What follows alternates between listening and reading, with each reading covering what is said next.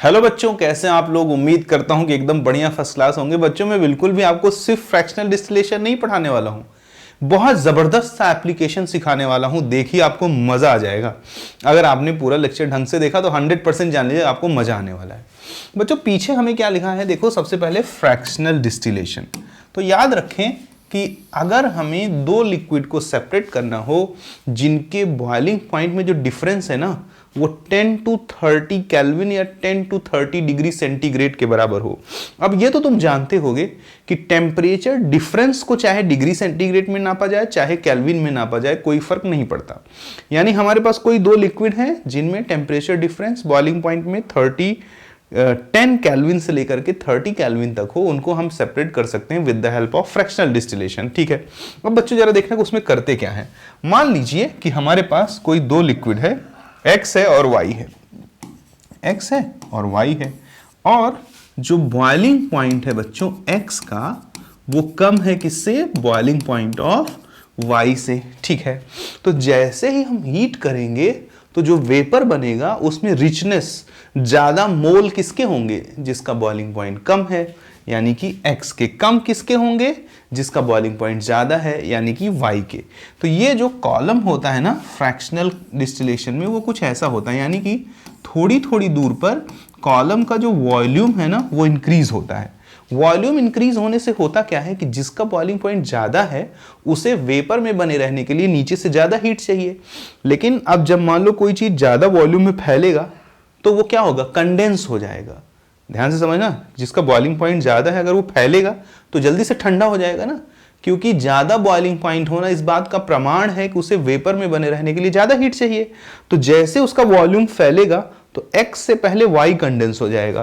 तो जैसे जैसे नीचे से इनके वेपर उठते हैं तो Y कंडेंस होता हुआ नीचे गिर जाता है और X के वेपर उठते हुए बाहर आ जाते हैं। अब ये X के वेपर को इसी देखो कंडेंसेशन के लिए एक टावर लगा रहता है जिसे अपन कंडेंसर भी बोल सकते हैं, उससे यहाँ सेपरेट कर लेते हैं। अब यहाँ 100% तो X आएगा नहीं, X की मात्रा काफ़ी ज़्यादा होगी and the amount of Y is very low. अगर हम इस प्रोसेस को कंटिन्यूअस क्या कर लें, रिसाइकल कर लें, बार बार कर लें, तो मैक्सिमम प्योर X निकाल सकते हैं। This process is known as fractional distillation. अब बच्चों जो ऑप्टिकल आइसोमर होते हैं इसमें स्पेशली इनेंशियोमर जो होते हैं ना, ये इनेंशियोमर की होती क्या है, इनेंशियोमर्स की फिजिकल प्रॉपर्टी सेम होती है, जैसे कि boiling point, melting point and all. अब जिनका भी फिजिकल प्रॉपर्टी सेम होगा ना उन्हें हम फ्रैक्शनल डिस्टिलेशन से सेपरेट नहीं कर सकते हैं। और बच्चों जैसे कि GI हुआ या जैसे कि डायास्टीरियोमर हुआ, इन सब के जो फिजिकल प्रॉपर्टी होते हैं वो क्या होते हैं, डिफरेंट होते हैं। फिजिकल प्रॉपर्टी इनके डिफरेंट होते हैं। इन्हें हम फ्रैक्शनल डिस्टिलेशन से जैसे इसे सेपरेट नहीं कर सकते थे वैसे हम इन्हें सेपरेट कर सकते हैं। तो देखिए ये बात हो गई तो बहुत अच्छी बात है। अब आप जानते रहे एग्जाम्पल, ये सारे एग्जाम्पल मैं अपने घर से नहीं लेके आया हूँ प्यारे सरकार, ये सारे के सारे एग्जाम्पल NCERT में एज इट इज लिखे हुए हैं। तो याद रखिएगा, क्या याद रखिएगा कि फ्रैक्शनल डिस्टिलेशन से किसे डिस्टिंग्विश करते हैं, मिथाइल अल्कोहल को एसीटोन में से और बेंजीन को टॉलुइन में से और crude oil in petroleum industry. मेरे पास इसका एक शॉर्ट ट्रिक रहता है जिससे मैं याद रखता हूँ, वो ये क्या है कि माँ मतलब M से मिथाइल अल्कोहल और A से एसीटोन, मिथाइल अल्कोहल और एसीटोन। और यहाँ क्या लिख दूंगा, माँ बेटी, B से बेंजीन और टा से टॉलुइन। माँ बेटी क्राई करती हैं, क्राई करती हैं। तो क्राई करती यानी कि crude oil from petroleum industry. आप जैसे चाहो ऐसे याद रखो, मैंने आपको बता दिया कि मैं कैसे याद रखता हूँ। उम्मीद करता हूँ कि आपके लिए थोड़ा बहुत हेल्पफुल होगा। मेरे प्यारे सरकार ये पढ़ाना बिल्कुल भी मेरा टास्क नहीं, मेरा टास्क तो ऑर्गेनिक केमिस्ट्री में इसको घुसेड़ देना है, स्पेशली एक विशेष रिएक्शन एल्केन का हेलोजिनेशन। हेलोजिनेशन में भी एक विशेष पार्ट क्या, क्लोरीनेशन। तो जरूर जब हम यहाँ देखते हैं कि हम क्या करा रहे हैं, मोनोक्लोरिनेशन करा रहे हैं, ठीक है, चलो मोनोक्लोरिनेशन कराते हैं। आपको मालूम है फ्री रेडिकल मैकेनिज्म है, यानी कि हर पोजीशन से हाइड्रोजन सब्स्टिट्यूट करना है। तो चलो मान लो हम इसका मोनोक्लोरिनेशन कराएंगे तो क्या बन जाएगा CCC, और यहाँ क्या बन जाएगा Cl, CCCC, यहाँ क्या बन जाएगा Cl। अब आगे हम क्लोरिनेशन अगर कराएंगे जैसे कि CCCCCl, तो इसमें कोई डिफरेंस नहीं है, दे आर सेम। एक बार और अगर हम क्लोरिनेशन कराएंगे तो इसमें कोई डिफरेंस नहीं है, दे आर सेम। तो फाइनली जो हमारे पास प्रोडक्ट मिले वो यही मिले, CCCCCl, CCCCCl, ये मिले, ठीक है। अब जरा इनको तुम प्यार से देखो तो तुम पाओगे कि ये ऑप्टिकली एक्टिव है, क्योंकि यहाँ पे कायरल कार्बन है। भाई कायरल कार्बन किसे बोलते हैं? ऐसा कार्बन जिसकी चार के चारों वैलेंसी चार अलग अलग स्पीसीज से सेटिस्फाइड हों से कायरल कार्बन करते हैं। तो यहाँ पे जो एक वैलेंसी नहीं दिख रही है वहाँ कौन है? हाइड्रोजन है। बॉन्ड लाइन यानी यहाँ अंडरस्टूड है ना कि हाइड्रोजन है, ठीक है। अब जरा देखिए, ये अगर कायरल है तो हम इसे दो इक्वल पार्ट में नहीं बांट सकते, इसलिए यहाँ टोटल आइसोमर 2 की पावर n से आएंगे। 2 की पावर 1 स्टीरियो सेंटर है। ऐसे नहीं निकालना चाहते हो तो जानते ही हो कि एक R होगा तो दूसरा क्या हो जाएगा? S, यानी कि इसके टोटल 2 आइसोमर होंगे, एक R एक S। और ये आप फॉर्मूला भी जानते हैं, how we can calculate total number of stereo isomers.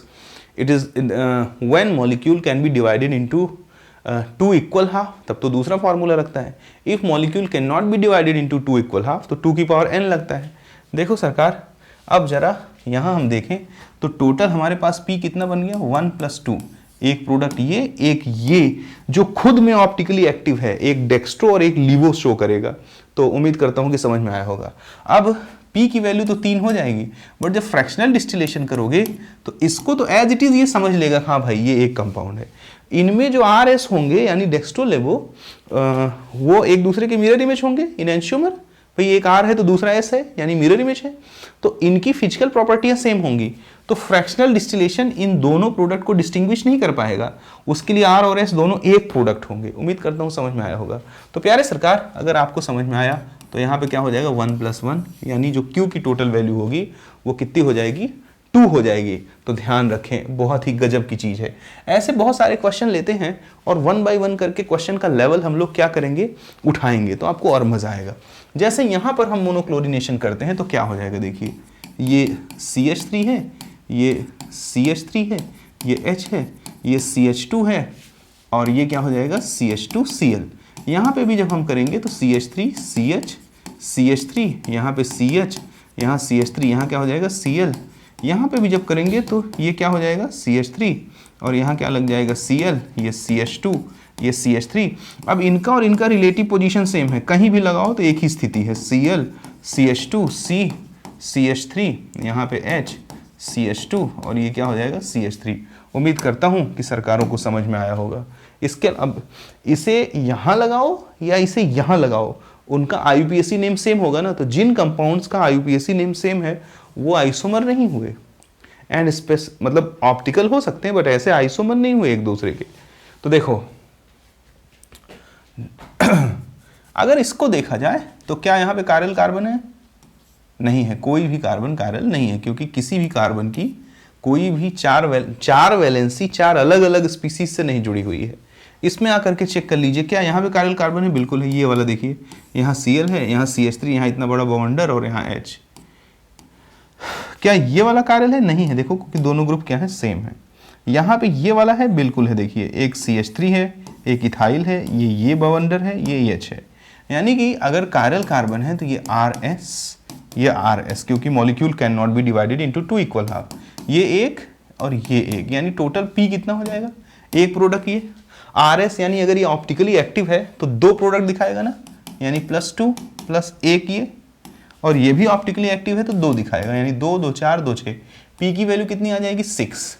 जब हम फ्रैक्शनल डिस्टिलेशन करेंगे तो fractional distillation is not capable to distinguish the enantiomers, means the mirror image, यानी कि एक R है, उसका मिरर इमेज S है, दोनों 2 कंपाउंड है, बिकॉज उनका मॉलिक्यूलर फार्मूला सेम दिख रहा है, स्ट्रक्चरल फार्मूला भी सेम दिख रहा है, लेकिन जो प्लेन पोलराइज लाइट के प्रति उनकी बिहेवियर है, उनकी एक्टिविटी है, वो सेम नहीं है। तो R और S दोनों एक दूसरे के क्या है? Optical isomer. ऑप्टिकल आइसोमर में क्या है? इनएंशियोमर।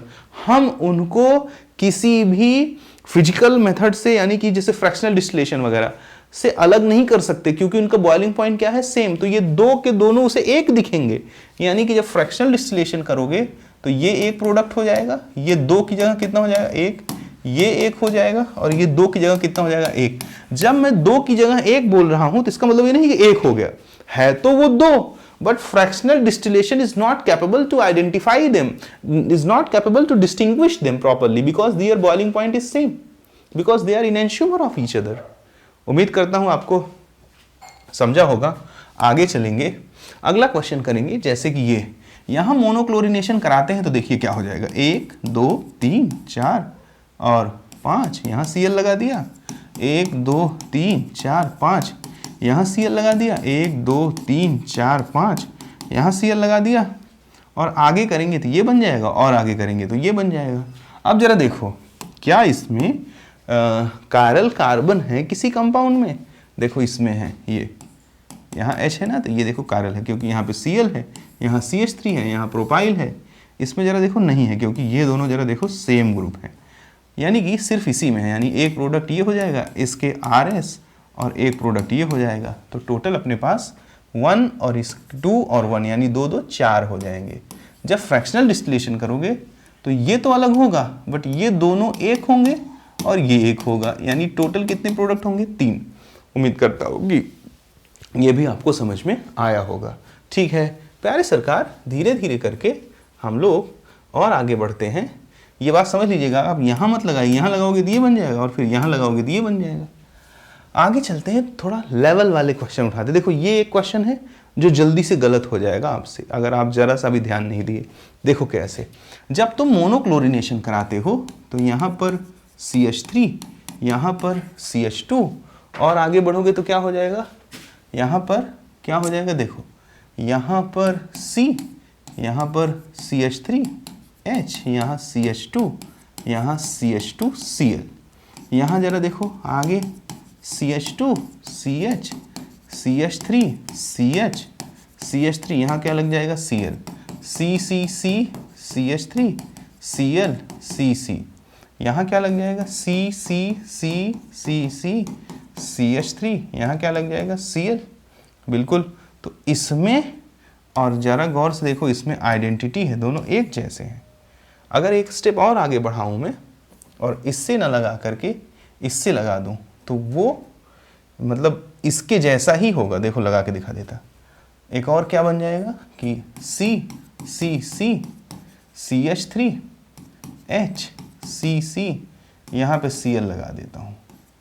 अगर यहाँ पे मैंने Cl लगा दिया ऐसे मान लो, तो इसमें गौर से देखोगे तो इसमें और इसमें कोई अंतर नहीं है भाई, इसमें भी टर्मिनल पे Cl है, इसमें भी टर्मिनल पे Cl है, यानी ये और ये भी क्या हो जाएंगे, सेम हो जाएंगे।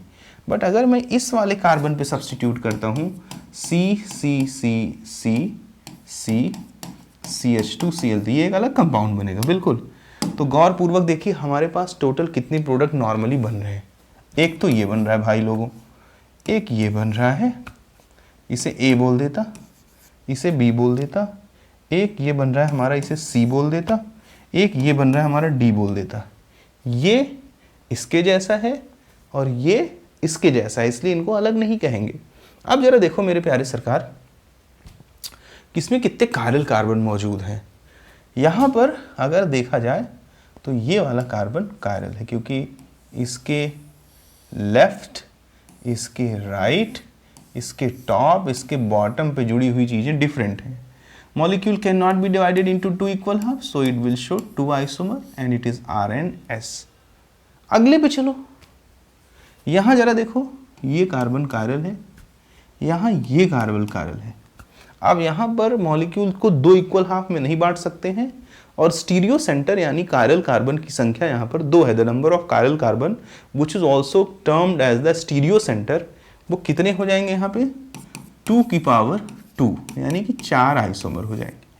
अब यहाँ पे जरा आओ, यहाँ पे गौर से देखोगे तो ये कार्बन कायरल नहीं है, क्योंकि ये और ये ग्रुप क्या है, सेम है।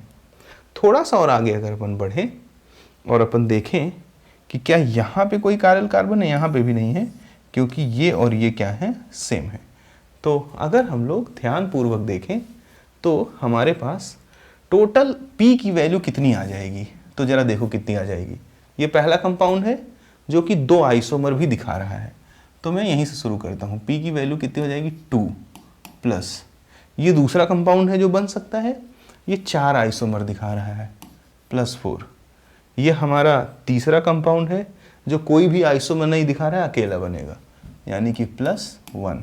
ये हमारा लास्ट कंपाउंड है जो भी कोई ऑप्टिकली एक्टिव नहीं है, ऑप्टिकल आइसोमर नहीं बनाएगा, तो वो भी अकेला एक दिखेगा 1, यानी कि 4 2 6 2 8। P की वैल्यू कितनी हो जाएगी 8। अब जरा समझना, मेन टास्क है चीज़ों को समझना अच्छे से। जब हम Q करेंगे फ्रैक्शनल डिस्टिलेशन तो ये RS ये दो के दोनों उसके लिए एक होंगे, क्योंकि उनकी बॉइलिंग पॉइंट आपस में क्या होगा, सेम होगा। अब यहाँ पे 4 प्रोडक्ट बन रहे हैं। 4 प्रोडक्ट का मतलब समझना, 2-2 पेयर इनहेंशियोमर के। अगर 2-2 इनहेंशियोमेरिक पेयर बन रहे हैं तो जरा देखना 4 में से ये कितना प्रोडक्ट शो करेगा, 2। जैसे 2 में से 1 कर रहा था, 2 को आइडेंटिफाई थोड़ी कर पा रहा था, 2 को वो 1 समझ रहा था, वैसे 4 को कितना समझेगा, 2। आगे चलेंगे, इसको 1 समझेगा और इसको 1 समझेगा, क्योंकि अलग अलग हैं। तो जब फ्रैक्शनल डिस्टिलेशन कर दोगे तो 2 1 3 2 5 बनेंगे। तो it's a very important question कि before if we will do the monochlorination of 3 methyl pentane, then we can get how many product? We can get 8 product. If these 8 products are passing through the fractional distillation, then we can get only 5 product. यहाँ ये बात बहुत ही important है, समझने योग्य है। उम्मीद करता हूँ कि जो भी बातें मैंने बोली है वो अभी तक आपको प्रॉपर वे में क्या हुई होंगी, समझ में आई होंगी। सरकारों, थोड़ा सा और आगे चलते हैं। ये एक कंपाउंड है, इसका हम मोनोक्लोरिनेशन कराते हैं। देखो, इसका जब मोनोक्लोरिनेशन करोगे तो एक तो ये बन सकता है CH2Cl, एक दूसरा ये बन सकता है, ये CH3 है, यहाँ Cl लग जाए। एक ये बन सकता है बच्चों, ये CH3 है, यहाँ Cl लग जाए। एक ये बन सकता है, ये CH3 है, यहाँ Cl लग जाए। एक ये बन सकता है, ये CH3 यहाँ Cl लग जाए। अब कई बार साइक्लिक कंपाउंड में बच्चे इतने बदमाश रहते हैं ना, कितना भी सिखाओ वो कायरल कार्बन ही नहीं पहचान पाते हैं। तो उम्मीद करूंगा कि अगर आपने अभी तक मेरी वीडियो देखी होगी तो थोड़ा तो आपको समझ में आ गया होगा कि यहाँ 2 मिनट में सीखने जैसी कोई बात नहीं है। यहाँ आपको अगर सीखना है तो प्रॉपर टाइम खर्च करना पड़ेगा। और वही एक देखो, जेई और नीट तो भी आसान है, बट जेई वगैरह में तो भाई देखो तुरंत के तुरंत तो कुछ भी नहीं मिल जाता है आपको। एक और नीट भी इतना आसान नहीं है कि 2 मिनट में पढ़ लो। आपको चीज़ों को सीखना है तो उसके एक बेसिक पैटर्न से गो थ्रू होना पड़ेगा, हर एक चीज़ को सुनना पड़ेगा, कोई प्रॉब्लम आती है तो उसको डिस्कस करना पड़ेगा। देखो सरकार, अब इसमें यहाँ तो कोई कायरल कार्बन CC यानी कायरल कार्बन नहीं है। यहाँ पे जरा देखो तो ये कार्बन तुम्हें कायरल लग सकता है, बट ये है नहीं। क्यों नहीं है? तरीका देखो, उस पॉइंट से सीधे परपेंडिकुलर ड्रॉ कर दिया करो। देखो इधर का और इधर का, लेफ्ट और राइट का, लेफ्ट का हिस्सा और राइट का हिस्सा सेम है, यानी कि इस कार्बन की 2 वैलेंसी 2 सेम स्पीसीज से सेटिस्फाइड है। अगर 2 वैलेंसी 2 सेम स्पीसीज से सेटिस्फाइड है तो उसे कायरल कार्बन नहीं कह सकते, because the basic fundament to be a chiral carbon is that all the 4 valency of carbon should be satisfied by the 4 different species। ठीक है, तो next this one is chiral carbon, yes, because यहाँ से perpendicular डालोगे तो left और right का हिस्सा सेम नहीं है। And this one is again a chiral carbon. यहाँ पे आ जाओ, this one is chiral carbon, this one is also a chiral carbon. यहाँ आ जाओ, no it is not a chiral carbon because ये हिस्सा और ये हिस्सा सेम है, तो नो कायरल कार्बन, यानी कि इसमें कायरल कार्बन है बट इसमें नहीं है। तो चलो ये एक हो गया, ये एक हो गया, और ये एक हो गया, ये एक हो गया, ये एक हो गया। बट इस एक के पास जरा देखें तो molecule can not be divided into 2 equal half, बिल्कुल। तो यहाँ 2 की पावर 2 4, यहाँ 2 की पावर 2 कितना हो जाएगा, 4 हो जाएगा। अगर ऐसी स्थिति बनेगी तो P की वैल्यू जरा देखो, ये 1, ये +1, ये 4 और ये 4 और ये जरा देखो, कायरल कार्बन तो नहीं है, बट अगर मैं इस पॉइंट को और इस पॉइंट को रिजिड पार्ट मान लूँ, तो जरा देखो यहाँ पर रिस्ट्रिक्टेड रोटेशन है, and if here restricted rotation exists then cycloalkane can show geometrical isomerism. Look, ये और ये देखो different species है और यहाँ restricted rotation है. Assume it like a pi bond. यही तो पढ़ते हो, जैसे अगर मैं C डबल बॉन्ड C और यहाँ पे H Cl और CH3H मान लूँ, तो इस तरह का स्पीसीज GI शो करता है ना सिस ट्रांस, तो ये भी शो करेगा. अगर आपको इसका डेप्थ लेक्चर देखना है तो इसके लिए आपको geometrical isomerism in cycloalkane proper तरीके से आना चाहिए. ठीक है, तो उम्मीद करता हूँ ये समझा होगा आपने. ये सिस और ट्रांस भी दिखाएगा. तो यहाँ पर 4 के बाद अपन 2 कर देंगे, यानी टोटल प्रोडक्ट 4 4 8 2 10 और 2 12. पी की जो संख्या है, the number of P which is obtained after the monochlorination of 1 methyl cyclohexane is how much, is 12. Total product हम कितने अचीव कर पाएंगे? 12 प्रोडक्ट अचीव कर पाएंगे. फिर से देख लेते हैं, कहीं कोई गलती नहीं होनी चाहिए, शायद कहीं कोई गलती है भी नहीं. अगर हम टोटल 12 प्रोडक्ट अचीव कर लेंगे तो इन 12 के 12 को हम कहाँ से गुजारेंगे? इन 12 के 12 को हम गुजारेंगे कहाँ से? थोड़ा सुंदर सा बना देता, पोलियो हो गया है उस साइक्लोहेक्सेन को. इनको हम लोग ऐसे बना देते हैं. ठीक है, इनको हम लोग गुजारेंगे फ्रैक्शनल डिस्टिलेशन से. आप जरा देखना, इस एक को तो फ्रैक्शनल डिस्टिलेशन अकेला एक समझेगा, इसको भी अलग समझेगा क्योंकि दोनों की बॉइलिंग पॉइंट अलग अलग होंगे. अब यहाँ पे 4 प्रोडक्ट है, उसमें से वो 2 पेयर लेगा, यानी कि इनेंशियोमेरिक पेयर्स को लेगा. भाई 2 को एक समझेगा, बाकी 2 को एक समझेगा. यहाँ पे भी 4 हैं तो वो 2 को एक समझेगा, बाकी 2 को एक समझेगा. और सिस ट्रांस, इनके बॉइलिंग पॉइंट अलग होते हैं, तो सिस ट्रांस में दोनों को वो डिस्टिंग्विश कर सकता है. बिकॉज ऑप्टिकल आइसोमर में इनेंशियोमर्स की फिजिकल प्रॉपर्टी सेम होती है. ज्योमेट्रिकल आइसोमर्स में जो सिस ट्रांस होते हैं उनकी फिजिकल प्रॉपर्टी डिफरेंट होती है. They have different value of boiling point, so they can be easily separated by fractional distillation. तो उम्मीद करता हूं ये आपको समझ में आया होगा. तो ये कितना हो जाएगा? 2 2 4 2 6 और ये कितना आ जाएगा? 2 8. मीन्स कि अगर हम 1 मिथाइल साइक्लोहेक्सेन का मोनोक्लोरिनेशन करते हैं तो पहले 12 प्रोडक्ट मिलेगा इंक्लूडिंग आइसोमर्स. उन 12 को जब हम फ्रैक्शनल डिस्टिलेशन से गुजारेंगे तो हमें कुल 8 प्रोडक्ट मिलेगा. उम्मीद करता हूं समझ में आया होगा. बहुत गजब की चीज है. इस पे क्या ना, प्रॉपर थियरी आपको कहीं नहीं मिलेगी जल्दी से. चलो यहां मोनोक्लोरिनेशन कर दो, धन धन धन धन धन, CH2Cl यहां मोनोक्लोरिनेशन कर दो, धड़ यहां Cl, यहां मोनोक्लोरिनेशन कर दो, यहाँ CH3, यहाँ क्या लग जाएगा? Cl. यहाँ पे मोनोक्लोरिनेशन कर दो CH3 और यहाँ क्या लग जाएगा? Cl. अब जरा देखें और बात को समझें. मोनोक्लोरिनेशन और नहीं हो सकता इसके अलावा कुछ भी. अब जरा देखिए, ये अकेला एक है, बिल्कुल है.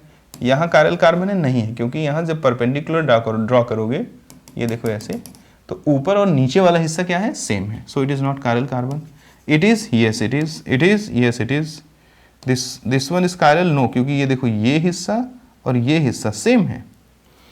तो यहाँ पर ये कायरल कार्बन है, ये कायरल कार्बन है. अब सरकारों, अगर यहाँ पर 2 कायरल कार्बन है, ठीक है, तो देखते चलो एक एक करके, बातों को बढ़िया से समझते चलो. ये 1 हो गया, ये 1 हो गया, ये 2 की पावर 2 यानी कि 4 हो गया. क्या मॉलिक्यूल को हम 2 इक्वल हाफ में बांट सकते हैं? नहीं, इसलिए फॉर्मूला वही लगेगा. यहाँ पे जरा देखो, अगर इन 2 पॉइंट्स को फिक्स कर दें तो they are capable to show geometrical isomer, यानी कि they will show cis and trans. ये बात समझते होगे ना? अगर पागल बनाए गए होगे कि ज्योमेट्रिकल आइसोमेरिज्म इन एल्कीन, वो भी एल्कीन क्या इथीन में पढ़े होगे, तब तो नहीं आता होगा. ज्योमेट्रिकल आइसोमेरिज्म कहाँ कहाँ होता है? ज्योमेट्रिकल आइसोमेरिज्म एल्कीन में होता है, ज्योमेट्रिकल आइसोमेरिज्म साइक्लोएल्केन में होता है, ज्योमेट्रिकल आइसोमेरिज्म साइक्लोएल्कीन में होता है. ज्योमेट्रिकल साइक्लोएल्कीन में सब नहीं दिखाते हैं. Number of carbon should be greater than 7, 8, minimum 8 carbon होने चाहिए. ज्योमेट्रिकल आइसोमेरिज्म इन स्पाइरेन होता है, ज्योमेट्रिकल आइसोमेरिज्म इन एल्काइलिडीन होता है, ज्योमेट्रिकल आइसोमेरिज्म इन ऑक्सिम्स होता है, geometrical isomerism in cumulene system होता है. 7-8 जगह पे टोटल ज्योमेट्रिकल आइसोमेरिज्म पढ़ते हैं, तब उसके बारे में हमें डेप्थ नॉलेज होती है. डाल दूंगा वीडियो, मूड होगा किसी दिन तो। अभी तो इतना जान लो कि अगर हम इसे और इसे रिस्ट्रिक्ट कर दें तो here restricted rotation will exist and we can show that if these points are stable then we can say that this molecule will represent cis and trans isomer। उम्मीद करता हूँ समझा होगा आपने। तो सरकार जरा देखें P की वैल्यू कितनी हो जाएगी 1 + 1 और ये कितना हो जाएगा 4 और ये कितना हो जाएगा 2, यानी 4 2 6 2 8। P की टोटल वैल्यू 8 हो जाएगी। फ्रैक्शनल डिस्टिलेशन करोगे, इसे अलग समझेगा, इसे अलग समझेगा, इस 4 में वो 2 को आइडेंटिफाई करेगा, इस सिस ट्रांस को दोनों को कर लेगा, तो 2 2 4 2 6 प्रोडक्ट बनेंगे।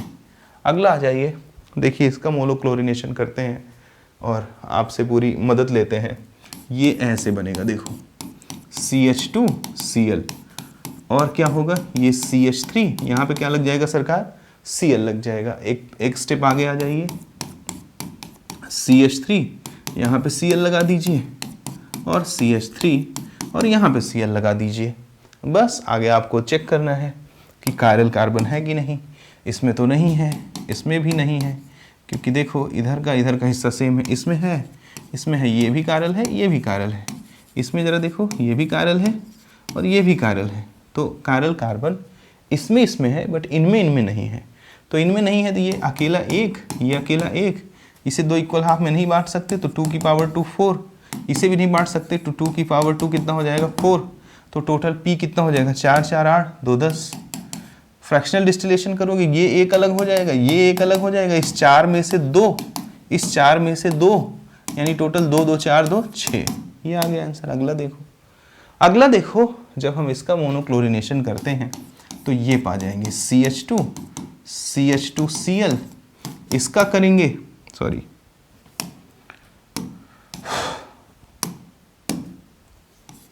तो CHCl और यहाँ पे CH3 हो जाएगा और CH2CH3 यहाँ Cl हो जाएगा और CH2CH3 और यहाँ Cl। अब यहाँ लगाएं सेम पोजीशन। सरकार देखो क्या यहाँ पे कायरल कार्बन है? मेरी नज़र में तो नहीं है। अगले में जरा देखो कायरल कार्बन है, हाँ है, ये वाला कार्बन साफ सुथरा कायरल है, इसमें CC है तो 2 की पावर 1 यानी कि 2 R और S, ये 2 आइसोमर दिखाएगा। यहाँ पे ये वाला कार्बन कायरल है नहीं, ये हिस्सा सेम है, तो इसमें भी कायरल कार्बन नहीं है, तो ये अकेला एक कंपाउंड होगा।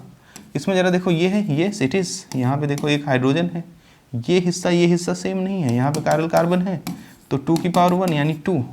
तो P की वैल्यू कितनी हो जाएगी? ये एक कंपाउंड है, ये 2 है, ये 1 है, ये 2 है, तो 2 2 4 2 6 हो जाएगा। फ्रैक्शनल डिस्टिलेशन करोगे, इसे वो अलग समझेगा, इन 2 को वो एक समझेगा, इसे वो अलग समझेगा, इन 2 को वो एक समझेगा। अब 2 को एक समझने का मतलब इतनी बार बोल दिया, उम्मीद करता हूं कि अब आपको समझ में आ रहा होगा। यानी कि 1 + 1 + 1 + 1 4 आ जाएगा।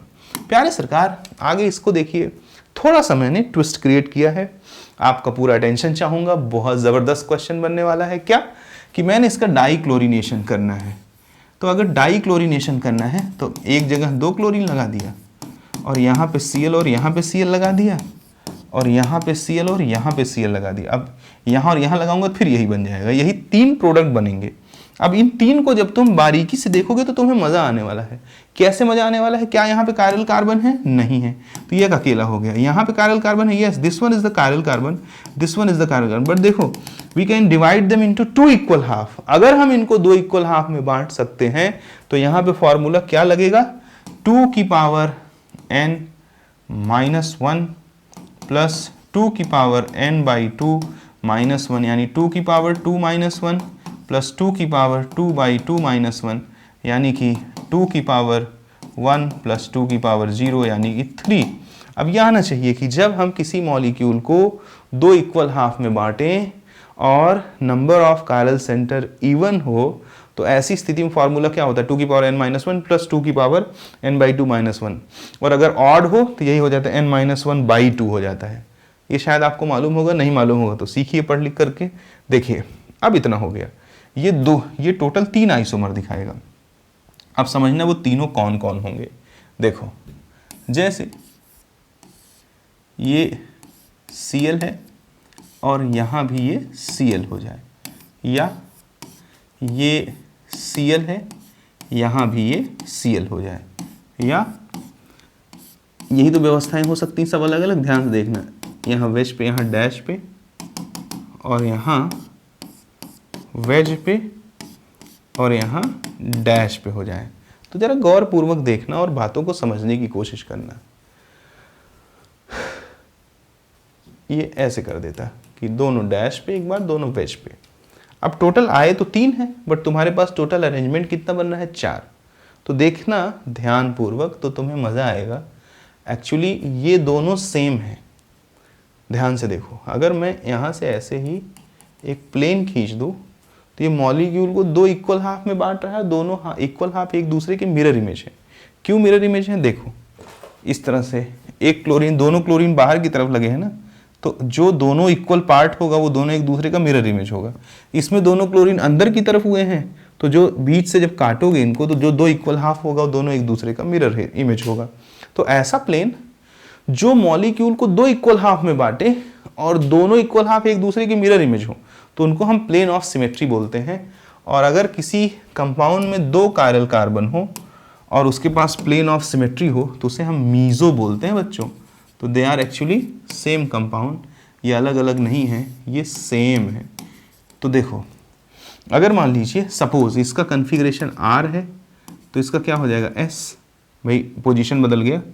और अगर मान लो इसका यहाँ पे R हो गया, तो इसका क्या हो जाएगा? S। तो ये एक दूसरे के क्या हो गए? इनेंशियोमर हो गए, इनेंशियोमर हो गए। ठीक है, अब जरा देखिए, और ये दोनों मिलकर के एक प्रोडक्ट है, ध्यान से देखना। तो एक ये और ये दोनों मिलकर के एक ये, तो टोटल नंबर ऑफ आइसोमर्स कितने बन रहे हैं? 3। यहाँ फॉर्मूले से भी कितना आया है? 3। अब जरा देखना, कोई बच्चा कहे सर ये तो GI भी शो करेंगे ना, तो अबे भाई ये जो 3 आया है ये टोटल स्टीरियो आइसोमर है। देखना जरा ध्यान से, ये सिस है तो ये ट्रांस है, यानी कि जब मैं इनको ले रहा हूं तो उसमें GI छुपा हुआ है। ऐसा नहीं कि GI कोई अलग से कंपाउंड बनेगा, यही इसका GI भी है। ध्यान से देख लो, यही इसका GI भी है। तो देखना टोटल आइसोमर हमारे 3 बने, 1, 2 और ये दोनों मिलकर के 1, जो कि ऑप्टिकली एक्टिव नहीं है। तो ये 3 आइसोमर में इनेंशियोमर को तो वो अकेला समझेगा और इनको वो 1 समझेगा, यानी ये 1 हो गए और ये दोनों जो ऑलरेडी 1 थे ही। तो टोटल वो इनको 3 में से कितने को आइडेंटिफाई कर पाएगा? फ्रैक्शनल डिस्टिलेशन 2 को। तो फ्रैक्शनल डिस्टिलेशन के बाद क्यों ये 1 मिलेगा अलग और इन 3 में से ये 2 मिलेंगे अलग। और यहाँ जरा देखो, ये दोनों पॉइंट को फिक्स कर दिया जाए तो ये सिस और ट्रांस दिखाएगा। और हम जानते हैं कि ज्योमेट्रिकल आइसोमर्स की फिजिकल प्रॉपर्टियाँ डिफरेंट होती हैं, उनको तो फटाफट सेपरेट कर देगा वो। तो अच्छा, मैंने अभी P ही नहीं लिखा, सॉरी। 1 ये बनेगा प्लस 3 ये बनेगा प्लस 2, यानी 3 2 5 1 6। P की जो वैल्यू होगी exactly it is how much? It is 6। और जो Q होगा वो 1 होगा, इन 3 में से 2 पाएगा और प्लस ये 2, यानी कि 5। P की वैल्यू कितनी होगी सरकारों? P की वैल्यू होगी हमारी कितनी? 6। और Q की वैल्यू कितनी होगी? 5। उम्मीद करता हूँ कि आपको समझ में आ रहा होगा। बहुत मेहनत से बनाया है, मतलब बहुत इस पे मैंने अच्छा खासा वर्कआउट किया है, कम से कम 3-4 घंटे, और हर जगह से क्वेश्चंस को ट्रैप करने की कोशिश की है कि मतलब बच्चों को अगर मैं कुछ डिलीवर करूं, वो अपना समय आधे घंटे मेरा वीडियो देखने में बिताएं, तो उनको इस बात का कोई रिग्रेट ना हो। ऐसा ना हो कि लास्ट तक देखा और कुछ समझ में नहीं आया। लास्ट तक देखने पे उनके मतलब दिल में कुछ घटना चाहिए, उनके चेहरे पे एक खुशी आनी चाहिए। और अगर उनको कोई दिक्कत होता है तो मैं कोशिश करूँगा बहुत जल्द ही यूट्यूब पे कंटिन्यू होने की। बहुत सारे फैमिलियर कारण रहते हैं, शायद मुझे एक्सक्यूज़ तो नहीं देना चाहिए, मुझे खुद मोटिवेट रह कर आपके लिए काम करना है, तभी मज़ा आएगा। इसी में मेरी और आपकी और सबकी भलाई है, तभी मज़ा आएगा जब अपन कंटिन्यू काम करेंगे। तो अगर आपको कहीं इश्यूज़ आएंगे तो मैं उस पर कोशिश करूँगा कि अपनी तरफ से कि और बेहतर सॉल्यूशन प्रोवाइड करूँ। आगे चलते हैं, इसका डाइक्लोरिनेशन करते हैं।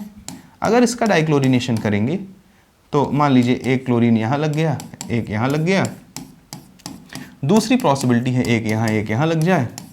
तीसरी पॉसिबिलिटी है एक यहाँ लग जाए। चौथी पॉसिबिलिटी है एक यहाँ लग जाए। ठीक है, और तो कोई पॉसिबिलिटी है नहीं, बाकी घुमाओगे तो इन्हीं में से कोई बन जाएंगे। यहाँ ये एक है, it is not chiral, it is यहाँ पे 2 कायरल कंपाउंड है। और देखो अगर हम इसको ऐसे काट दें तो ये 2 इक्वल हाफ में भी बढ़ जाएगा। तो अगर हम किसी कंपाउंड को 2 इक्वल हाफ में बांट सकते हो, और स्टीरियो पोजीशन तो लॉक है नहीं, इक्वल हाफ में बांट सकते हैं, तो इसका मतलब नहीं दोनों मिरर इमेज है। मिरर इमेज हो भी सकते हैं, नहीं भी, जब नहीं है तो नहीं मानो उनको। अब अगर इनके 2 इक्वल हाफ में बांट सकते हैं तो फॉर्मूला क्या लगेगा, 2 की पावर n-1 प्लस 2 की power n/2 - 1। The reason is that number of chiral centre is even. तो 2 की पावर 2 - 1 प्लस 2 की पावर 2/2 - 1, 2 की पावर 1 प्लस 2 की पावर 0 इज हाउ मच, 3। यानी कि it will show 3 isomer. Again if I am talking about this one, तो ये दोनों कायरल हैं और यहाँ से देखो 2 इक्वल हाफ में बटेंगे, तो इनके टोटल कितने आइसोमर, इनके भी कितने बनेंगे, 3 बनेंगे बाय यूजिंग सेम फार्मूला। यहाँ पर कोई कायरल कार्बन नहीं, बट इन 2 पोजीशन को अगर फिक्स कर दिया जाए तो या they will show geometrical isomerism cis and trans. भाई बना के दिखा देता हूँ लो, जैसे मान लो ये Cl है, यहाँ पे ये H है, और ये Cl है, ये H है। इस बार दोनों क्लोरीन का पोजीशन एक साइड है, और ये दोनों पोजीशन क्या है, यहाँ रिस्ट्रिक्टेड रोटेशन है। भाई किसी भी साइक्लोएल्केन के 2 पोजीशन को फिक्स करके उन्हें घुमाया नहीं जा सकता है। और ऐसा भी अगर बना दो, देखो ये Cl, यहाँ पे H है, यहाँ पे जो है H, और यहाँ पे क्या हो जाए Cl। तो अब अरे वही कर दिया मैंने, तो सॉरी, ये बहुत आसान है। यहाँ पे मैंने क्या कर दिया H, और यहाँ पे क्या कर दिया Cl। तो अगर ये सिस है तो ये ट्रांस होगा, यानी इसके 2 आइसोमर बनेंगे, कौन, एक ये। तो टोटल हमारे पास P कितना हो गया, ये 1, ये कितना दिखा रहा है 3 लिख देता हूँ, ये कितना दिखा रहा है 3 लिख देता हूँ, ये कितना दिखा रहा है 2 लिख देता हूँ। तो 3 3 9, 9 2 11, और 11 और 1 12, यानी कि इसके टोटल 12 आइसोमर बनेंगे। अगर हम साइक्लोएल्केन का क्या करा दें, डाइक्लोरिनेशन करा दें, तो इंक्लूडिंग ऑप्टिकल आइसोमर्स टोटल कितने बनेंगे, 12। अब इनका फ्रैक्शनल डिस्टिलेशन कराने चल रहा हूँ, ये मेन बात है। फ्रैक्शनल डिस्टिलेशन कराओगे तो इसको तो अलग ही समझेगा, इसका अपना खुद का बॉइलिंग पॉइंट होगा। इन 3 में से पीछे तुमने देखा था 2 को लेगा, वो पीछे देखा था ना भाई, ये 3 में से कैसे 2 को लेता था। इन 3 में से कितने को लेगा, 2 को। इस दोनों में से दोनों को लेगा, क्योंकि सिस ट्रांस की जो बॉइलिंग पॉइंट होती है अलग अलग, यानी 2 2 4 2 6 एक साथ। Q की वैल्यू, P की वैल्यू आई 12, और Q की वैल्यू आ जाएगी 7। तो ये रहे 10 क्वेश्चन मोनोक्लोरिनेशन और उनका फ्रैक्शनल डिस्टिलेशन करने पर क्या बनता है, नंबर ऑफ प्रोडक्ट्स पे कैसे अप्रोच किया जा सकता है, ये सारी चीज़ें थी। और आपको उम्मीद करता हूँ समझ में आया होगा, नहीं तो मैं बहुत अच्छे से बना भी सकता हूँ, कोई मुझे दिक्कत वाली बात नहीं है। जैसे इसमें तुम 3 बनाओगे, तुम पूरा 4 ऐसे ही रख के देख लेना, इसकी तरह से 4 में पाओगे कि 2 क्या होंगे, मीजो होंगे, उनमें प्लेन ऑफ सिमेट्री होगी, और 2 इनेंशियोमर होंगे। तो वो दोनों जो मीजो बनाओगे वो 1 हो जाएंगे, दोनों इनेंशियोमर क्या हो जाएंगे, 1 हो जाएंगे। तो 3 में से वो 2 निकाल समझ पाता है फ्रैक्शनल डिस्टिलेशन। उम्मीद करता हूँ समझ में आया होगा। जैसे आपने एग्जैक्टली इसको किया ना, ये वाला केस, सेम इसी तरह से आप इसको कर देंगे तो वही वैल्यू आ जाएगी। तो ठीक है, आज के लिए इतना पर्याप्त है। उम्मीद करता हूँ कि मैं आपको कुछ दे पाया हूँगा। अगर आपको अच्छा लगे तो लाइक कमेंट कर दीजिएगा, नहीं अच्छा लगे तो बताइए कि कहाँ गड़बड़ी रह गई, वहाँ पे सुधार किया जाएगा। आज के लिए इतना पर्याप्त है। Thank you.